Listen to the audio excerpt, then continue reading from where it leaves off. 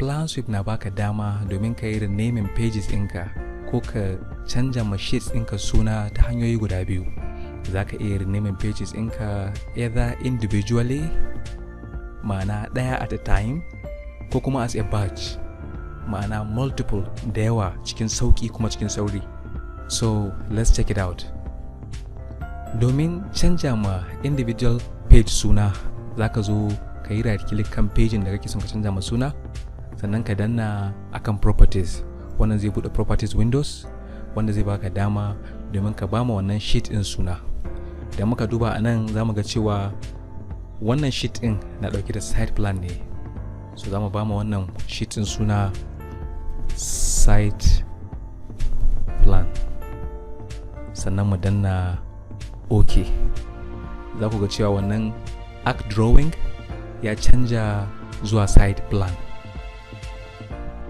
Hanya ta biyu shine renaming pages as a batch. Now domin activating wannan tool din, za mu zo mu danna kan page tab namu, sannan mu zo mu danna akan batch rename bottom wanda zai bude batch rename window. Now a jikin batch rename tool window nan ne za mu ga sunan da pagin yake da shi a yanzu da kuma column wanda zai ba mu dama mu rubuta sunan da muke son wannan page din yayi bearing.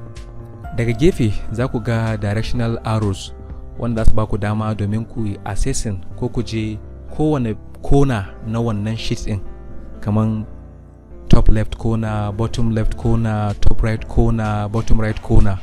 Sannan idan kuka duba nan bottom right corner din mu, za ku ga wani column inda ya ce sheet name. A nan ne za ku ga sunan kowane sheet da ke cikin wannan project. Now wannan sheet ina da suna site plan, za mu ba shi site plan, sannan mu zo mu danna akan wannan save and next bottom din. Wannan ya kawo mu page da ke gaba inda yake da suna kamar haka: ground floor plan. Sai mu danna next to go to the next page inda muke da floor plan CLA, call out A.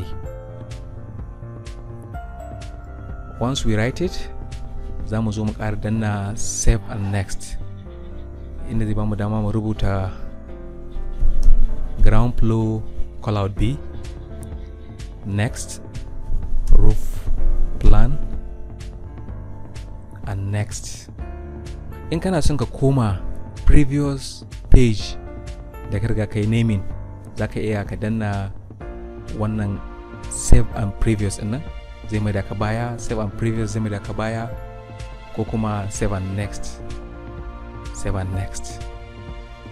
Idan kana son ka yi skipping page, baka son ka bashi suna, za ka danna save and next, and tool ɗin zai skipping wannan page ɗin, ba zai bashi suna ba.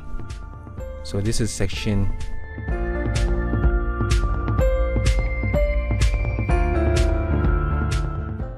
da ka gama sai ka danna save and next, sannan ka danna wannan close button din. Idan muka duba za ku ga cewa duk pages mu an ba su suna yanzu, sannan baka bukatan kai guessing kasancewa wannan roof plan ne, kasancewa wannan door schedule ne, kasancewa wannan ground floor plan ne. Ina da yaƙini yanzu za ku iya renaming individually, sannan kuma za ku iya renaming as a batch. Kar ku manta ku yi liking, ku yi subscribing, sannan ku yi sharing domin supporting wannan channel ɗin. Sai mun haɗu a aji na gaba.